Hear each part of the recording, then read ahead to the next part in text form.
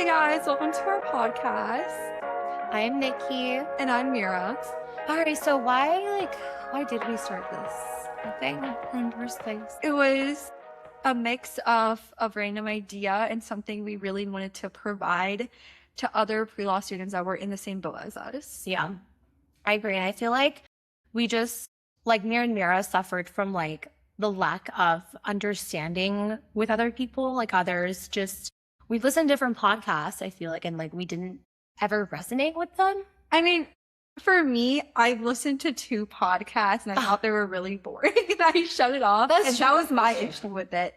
I can't relate to a 30, 40-year-old something giving me advice about law school when they're really not having the same issues that I'm currently having facing. Exactly. I mean, she didn't. I, on the other hand, did. I listened to so many. I remember I had a summer dedicated to LSAT prep. Didn't do anything. I didn't see any of my friends. And anytime I was in the car, a podcast would be on. And literally what you said, how am I going to resonate to a 30, 40-year-old, how that could relate to me? I feel like people don't share their true. And then also admissions for law school being so dramatically different now.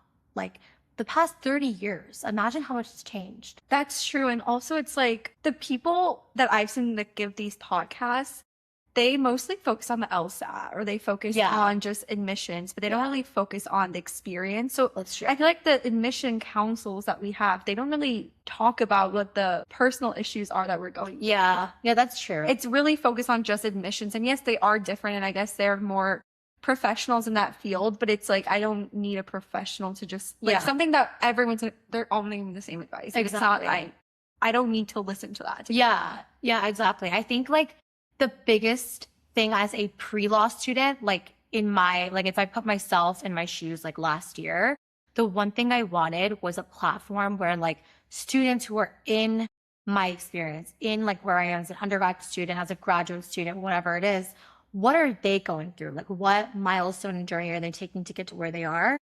And I think that's kind of where it led us to start this, because we were we want to share our experience and how we're navigating through what we're doing, but living through the journey with it, Yes. And also we not only want to help everyone else that's on the same boat as us, but also get advice, and which is why we want to be able to communicate to the other pre-law community, reach a wider, I guess, community and establish that for the pre-law community that we don't currently have. Exactly. And students just want a platform where they can go to and listen to advice without thinking it's fake for views or publicity, or it's with a company who wants more students to make money off of that. Literally everything and beyond. So yeah.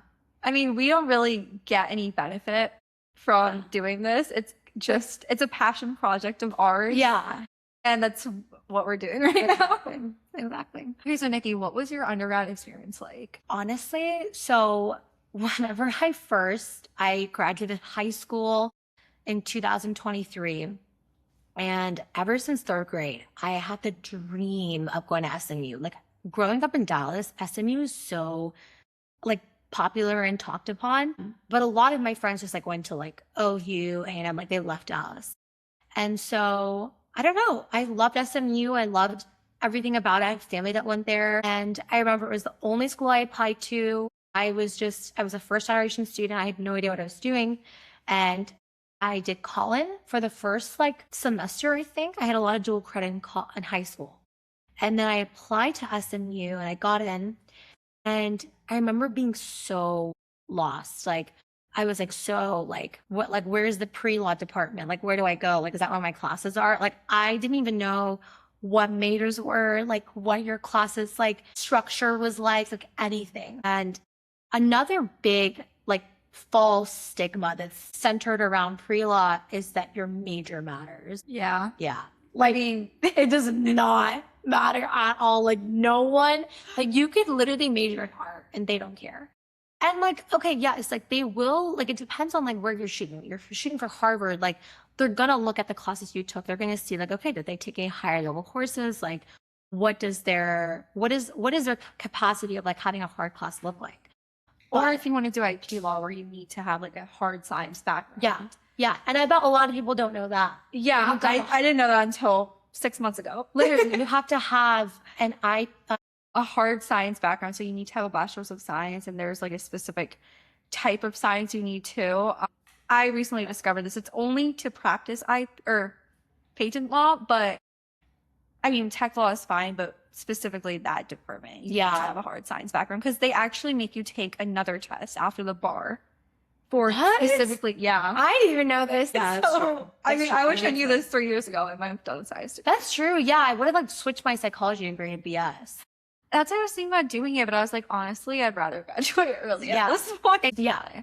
But none of that matters. Like, graduate early, graduate late. It does not matter. Your life will remain the same. You will still get to the same end goal. I know. I remember being at SMU, like stressing about like what major do I take? Like all my pre-law friends were like poli-sci. I was poli-sci. And I was like, oh my God, I have to do poli-sci. And then like, I talked to a couple people and they're like, doesn't matter what you do. So doesn't matter. You can major in anything. And then leaving SMU or upon it leaving SMU, I remember I had this whole thing in my head, like I have to graduate early. Like I can't, it's going to look so good on a law school application.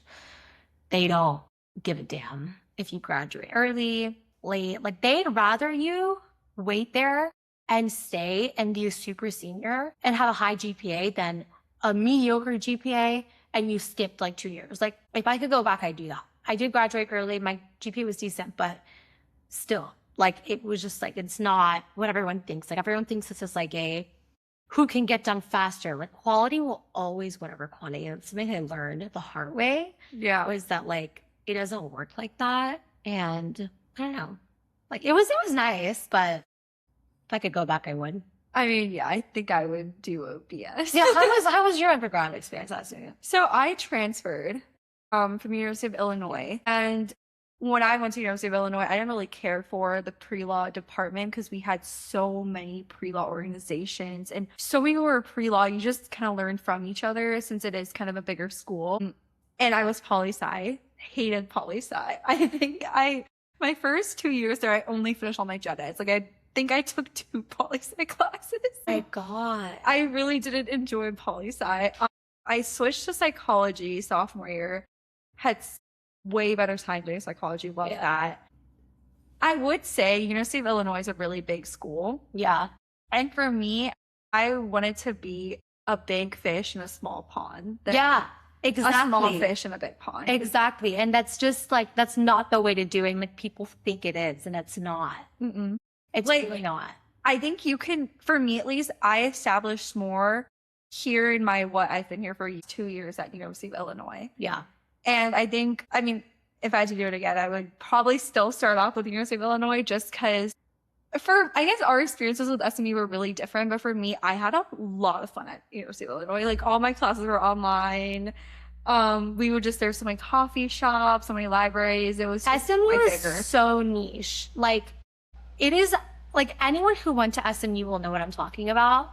It is such a niche school in the best way possible and also the worst way possible. Like I went to SMU, I paid for rush week, I paid for orientation, everything. Like I was fully I was like, I have to go to sorry. Like what? I'm in college. Like what else am I gonna do? Rush? Oh my God, yeah, I put a deposit down. Oh my God, yeah. Like I was like, if I don't rush, like why am I here? Like what's my point in life? And then I went to the orientation and I was like, looking around. No one looks like you. Not gonna work out. So then I did. I emailed the story chair and I was like, listen, I am kind of like changing my mind. I'm really sorry. I think I should switch school first. And that was a concern of mine. I did talk to a couple friends that went to SMU and I was like, I'm really worried. Like I am pre-law and I do want to focus on the grades, but I want to be part of sorority. And I'm like, oh yeah, bro, it's so doable. And like 3 of my friends that are currently there right now dropped out of sororities because they just like, they were flunking their grades and they just like weren't doing well. And like, don't get me wrong, it has pros to it. Like the networking, the events, the fun. The networking is I almost joined a sorority my sophomore year because of the networking. Yeah, the networking is insane at SMU. The networking was so high to the point where I could see it from how amazing it was from an outsider's perspective. Like I took a couple classes my last semester at SMU. And it's funny, my last semester at SMU is when I figured everything out about college. It's always how it works, always. And I remember I sat there and I was like, damn, like this would have been so bad if on top of everything I was doing, I had been in a sorority. You just have so many different possibilities at SMU for networking. If I would have been in a sorority, I feel like I wouldn't have met half the networks I have right now because they would have been different connections. They would have been different people. And it's great. But SMU, as I was saying, I took a class at UTD. And the source, like, I feel like the things they had for like meeting people to network for careers, like we have a center called Kagi. And at that center, they host it's like a once a month, or it's like a career fair. I don't know. It's like a once a month career fair.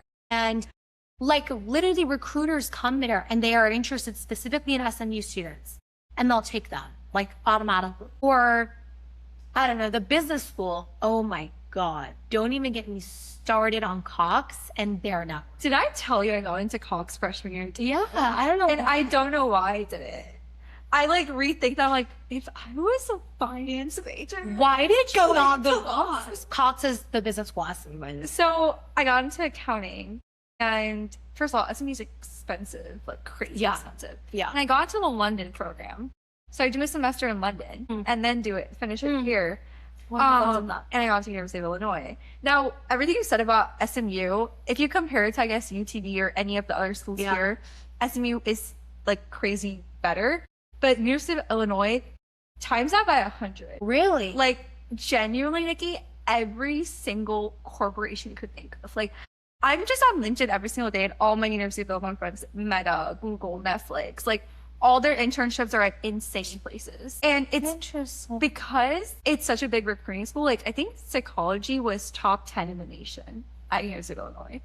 Their engineering program's insane. So, like I said, their recruiters wanted us. I think for SMU, like, their networking is very niche. That's what I'm saying. Like, they have niche network. Like, for example, this professor, and genuinely shout out to Meera for showing me this professor, and shout out to Professor Her. That man is actually, out of my years that I had in college, I took this professor last semester. Like in a major, and best professor I've ever taken in my life. Truly, like, I took his teaching and I went home with it. Like, it was insane. And he himself as an individual knew the different people this man knew. It's just not something you see on like LinkedIn where you're like, oh, this guy's like CEO of Walmart. Like, no, it's like niche. Like my son is the admissions team at SMU. Oh, go on a coffee chat with him. Here's his number. It's I think you know what it is. I think it's the alumni of SMU is really the strongest thing in the nation. Like, they have each other's back. We're not alumni. They have each other's back. We have each other's back. Like, do you see a SMU alum? Boom. Like, I'm helping him right away with everyone else. I completely agree with that. So that's the one thing that personally, if I went to law school straight after University of Illinois, don't think I would have made it. Don't even think I would have made past like getting into law school, because the professors there they care about their own research because their own research is going to bring them up. While SMU professors, they care more about you. Like, they're well established in their own lives. Like, you know what? Well established. I disagree. Actually, this is actually so controversial. Okay, don't get me wrong, Meera. I have amazing professors. Yeah, no, like, SMU is an amazing school. I have the best professors you could ever have. Meera and I had two different experiences, and this is a great perspective. Like, it shows how, like, literally someone will make a podcast about university and they'll be like showing one side of it. This shows both, I guess, with one school. But for me, I had the complete opposite experience with professors at SMU with like social life and like networking and like the school as a prospect itself. Amazing experience. And I would say the opposite of that. But I had an amazing experience. I think it's because I actually was like die hard on pony up my whole life. But the professors I had, I don't know, and maybe this is like me being like lost as like a first gen student. I don't even know. I think the professors I had at SMU, maybe they like things a certain way. Maybe like they just weren't like student friendly, and that's fine, like totally fine. But you know what? Like, SMU isn't R1 university. Like, they are research focused. They do primarily only look at research. But okay, and I think my issue is you have a group of kids that are so annoying. They'll answer Like what? every single question. Like, so that was me. Okay, that's So me too, that- but in a topic that I thrive in. Like if I have a bad teacher, that's not going to be me. Oh, I'll do I that won't whatever participate. class. No, I'm not going to participate in a course that you're not even teaching. If you don't know how to teach me, like there's such a big difference in like teaching and like being informed. And I feel like my luck was just like the opposite, but there was a couple professors like the one I said and a couple more in my like psychology and philosophy experience that I had that were great. And they actually, you could just tell they were there to like teach the material. So I think it's a great segue because when Nikki said that they were really good teachers, for me personally, I like to teach myself. I don't need like someone to teach me. I want to learn myself. yeah, so there you For go. me, That's the a best is when the professor is just informing me about information I had not learned myself. Mm. So I think that's why I enjoy that more. And she does like when someone is more teaching them the different things and strategies. Yeah. I think that's a really great segue into tutoring and LSAT. And Yes, exactly. because again, with the LSAT, I tried doing a tutor, I tried doing multiple different strategies, but for me, at the end of the day, I wanted to teach myself. And I think that it's the best way for me to learn is when I put it into my own words and I'm just like, I don't know, I have weird ways of. Okay. My luck with like the tests I had, they were just like oddly difficult. But I do thrive off like learning specific things and then doing it on my own. But I would much rather prefer a good tutor or a good teacher to teach me to learn.